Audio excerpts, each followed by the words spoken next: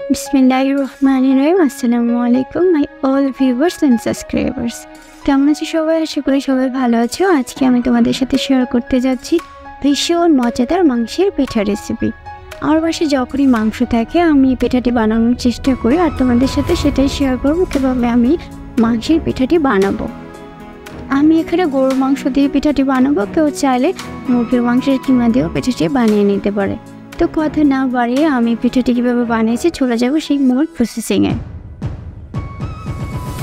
আমি 1 কেজি গরুর মাংস নিয়ে নিয়েছি এবং তাতে 1 টেবিল চামচ হলুদের গুঁড়ো, 1 টেবিল চামচ ধনিয়ার গুঁড়ো এবং দিয়ে দেবো 1 টেবিল চামচ লবণ। স্বাদ মতো লবণটা আপনারা দিয়ে দেবেন এবং দিয়ে দেবো আমি 1 টেবিল চামচ মরিচের গুঁড়ো। ঝালটা আমি বেশি দেবো না, কারণ মাংসের পিঠা যেহেতু যারা একটু ঝাল পছন্দ করবে তারা তাদের পরিমাণ মতো দিয়ে নেবে। তবে আমি মাংসের পিঠাটা একটু ঝাল কম দিয়েছি। এবার আমি সবগুলোকে খুব ভালোভাবে মিক্স করে নিচ্ছি।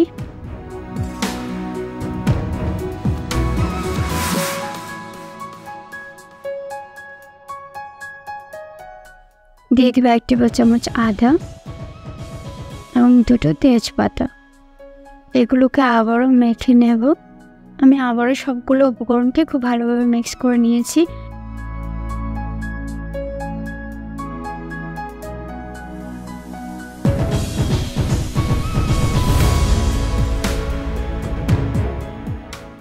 আমি অল্প কিছু পানি দিয়ে আবারও মেখে নেব।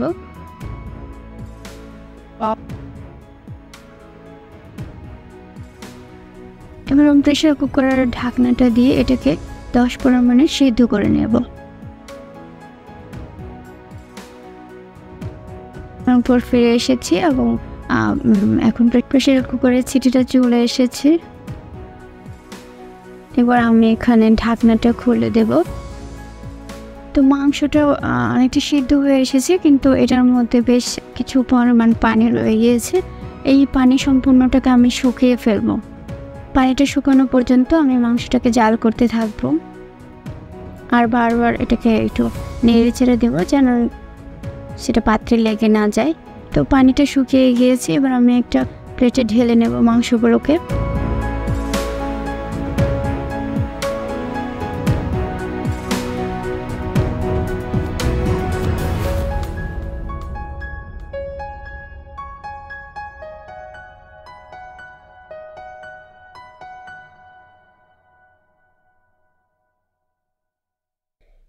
তো আমি সেই মাংসগুলিকে ঠান্ডা করে একটা কাটিং বোর্ডে চাকুর সাহায্যে মাংসগুলোকে এবার কিমা করে নেব। কেউ চাইলে এটা ব্লেন্ডার করে নিতে পারে বা শিলপাটায় ছেঁচনি করে নিতে পারে।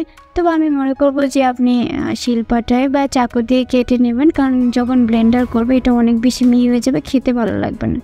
কারণ মাংস পিঠাটা যদি একটু ভালো মতো মুখে কামড় লাগে বা আমাদের মুখে বাঁধে তাহলে খেতে বেশি মজা লাগবে। তো আমি এগুলো এভাবে সবগুলো মাংস কিমা করে নিয়েছি, ছোট ছোট করে চাকু দিয়ে কেটে নিয়েছি।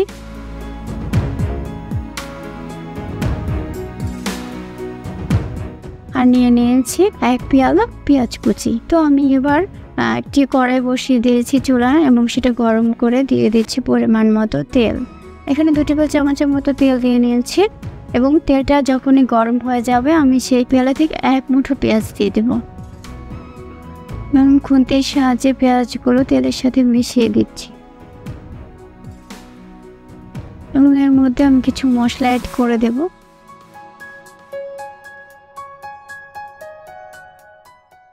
দিয়ে দেব 2টো তেজপাতা, 3-4টে দারুচিনি এবং 4-5টে এলাচ। এবার আমি এগুলোকে ভালোভাবে নেড়ে চেড়ে ভেজে নেব এবং আমি এখানে 2 টেবিল চামচ আদা দিয়ে এগুলোকে আবারও ভালোভাবে ভেজে নিচ্ছি। দিয়ে দেবো 1 টেবিল চামচ ধনিয়ার গুঁড়ো এবং 1 টেবিল চামচ আবারও মরিচের গুঁড়ো এবং অল্প কিছু পরিমাণ পানি দিয়ে ওটাকে খুব ভালোভাবে কষিয়ে নেব। যখনই মশলাটা কষিয়ে আসবে এবং এখানে আমি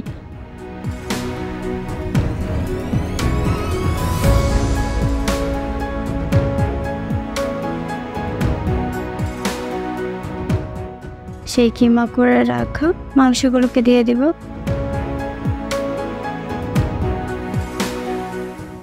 এবং সবগুলো মশলার সাথে এবার আমি মাংসটাকে নেড়ে চেড়ে মিশিয়ে নিচ্ছি। এবার আমি কতগুলো কাঁচা মরিচ চিড়ে নিয়ে সেখানে দিয়ে দেবো এবং আমি আর বাকি পেঁয়াজগুলো আমি আস্তে আস্তে করে এবার দিয়ে দেবো।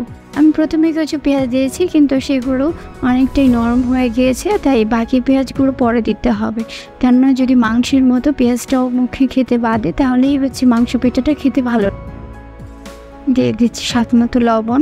তো মাংসটা যখনই একদম আঠালো আঠালো একটা পরিণত হবে তখন আমি মাংসগুলোকে উঠিয়ে নেব।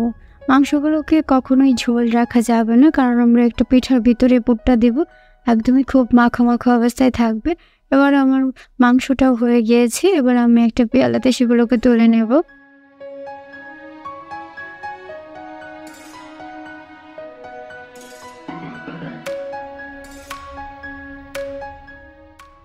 আর অন্যদিকে আমি একটা খামের করে নিয়েছি, সেটা হচ্ছে আমাদের চালের গুঁড়ো দিয়ে এবং গরম পানি দিয়ে করে নিয়েছি। তো এটাকে আমি কীভাবে করেছি সেটা দেখতে হলে আমার একটু ভিডিও ওয়াচ করতে হবে। এটা আমি আগে করে নিয়েছিলাম গরম পানি দিয়ে। এটাকে আমি ছোটো ছোটো গোল গোল করে এখন বেলুন দিয়ে রুটি বানিয়ে নেব। আমি প্রথমে এটি গোল করে একটি শেপ দিয়ে নিয়েছি এবং এটাতে কিছু পরিমাণ আটা ছিটিয়ে দিব। এবার বেলুনের সাহায্যে আমি রুটি বানিয়ে নেব। তো রুটি বানানো হয়ে গিয়েছে, আপনাদেরকে দেখাবো একটা পিঠে দিয়ে আমরা কতগুলো পিঠা বানাতে পারি।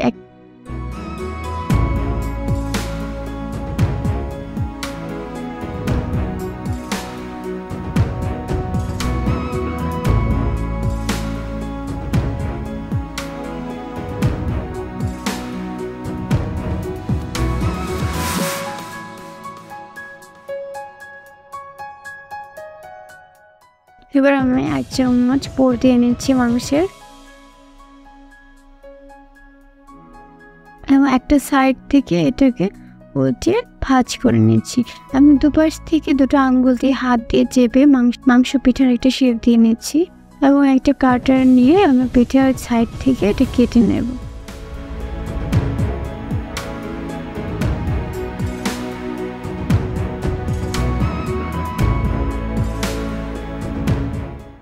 তো আমার পিঠাটি বানানো হয়ে গিয়েছে।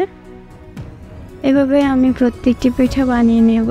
আমি আবারও এক সেটে পুর দিয়ে সেমভাবে দুপাশ থেকে চেপে একটা শেপ দিয়ে নিচ্ছি এবং একটা কাটার দিয়ে এটাকেও কেটে নেব। আপনি একটা পিঠা দিয়েই অনেকগুলো মাংসের পিঠা তৈরি করতে পারবেন।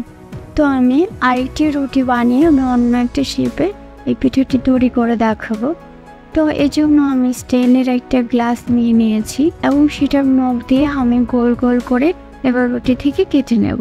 রুটি পিঠা দিয়ে অনেকগুলো মাংসের পিঠা তৈরি করা যাবে। এবার সেই কেটে রাখা পিঠার মধ্যে আমি 1 চামচ পুর দিয়ে অন্য পাশ থেকে উল্টে 2 হাত দিয়ে ভালো করে চেপে চেপে মুখটাকে আটকিয়ে দেব এবং সাইড থেকে একটা নকশা তৈরি করার জন্য আমি উল্টো দিক থেকে এটাকে ভাজে ভাজে উপরের দিকে যাব। তো এভাবে আমি সবগুলো পিঠা তৈরি করে নিয়েছি। এবার আমি এগুলো ডুবো তেলে ভেজে নেব। এই জন্য আমি চুলায় প্যান বসিয়ে সেটা গরম করে তাতে পিঠাগুলো দিয়ে দেব। আমি এখন একটা একটা করে পিঠাগুলো দিয়ে দিচ্ছি। তো পিঠাগুলো দিয়ে দেওয়ার অল্প কিছুক্ষণের মধ্যে দেখা যাবে সুন্দর একটা ব্রাউন কালার চলে আসবে। আর যখনই দুটো পাশ একই কালার চলে আসবে আমরা তখন পিঠাগুলোকে তুলে নেব। এবার আমি আরেকটা পাশও ভেজে নেব। তো আস্তে আস্তে পিঠাগুলো দেখা যাবে ব্রাউন কালার চলে আসবে। খেয়াল করে ভাজতে হবে যেন পিঠাগুলো পড়ে না যায়। তো দুপাশ যখন ব্রাউন কালার চলে এসেছে তোমার পিঠাগুলো ভাজা হয়ে গেছে, আমি তুলে নিয়েছি এবং অন্য নকশা করা পিঠাগুলোকে তেলে ভেজে নেব। কত সুন্দর পিঠাগুলোর কালার এসেছে। এবার আমি অন্য নকশা করা পিঠাগুলো তেলে ভেজে নেব। তোমার পিঠাগুলো ভাজা হয়ে গেছে, আমি তুলে নিয়েছি।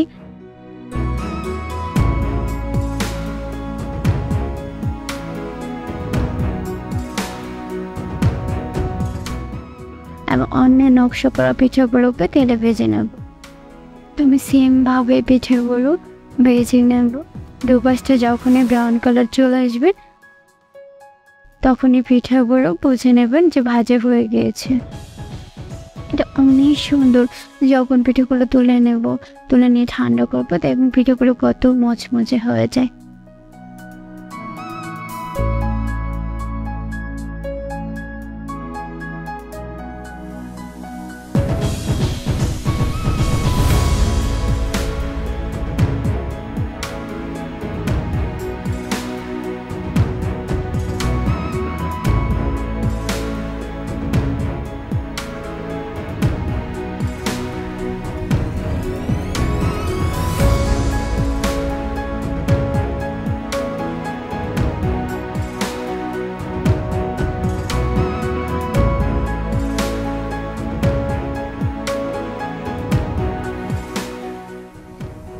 পিঠাগুলো আমার কমপ্লিট। এবার আমি সবগুলো পিঠেকে তুলে নেব এবং আমি সবগুলো পিঠেকে এবার সার্ভ করে নেব। তো কেউ যদি চাও অবশ্যই এই পিঠাগুলো বানিয়ে নিতে পারো। তো তোমরাও আমার রেসিপিটি ফলো করে এভাবে বানিয়ে নিতে পারো। ভীষণ মজাদার মাংসের মুছে মুছে পিঠা রেসিপি। এখনও যারা আমার চ্যানেলটিকে সাবস্ক্রাইব করনি তারা অবশ্যই আমার চ্যানেলটিকে সাবস্ক্রাইব করো এবং বেল আইকনে প্রেস করে আমার পাশে থাকো। সবাইকে ধন্যবাদ জানাচ্ছি। আল্লাহ হাফেজ। থ্যাংক ইউ সবাইকে আমার ভিডিওটি দেখার জন্য। দেখা হবে অন্য কোনো রেসিপি নিয়ে অন্য ভিডিওতে।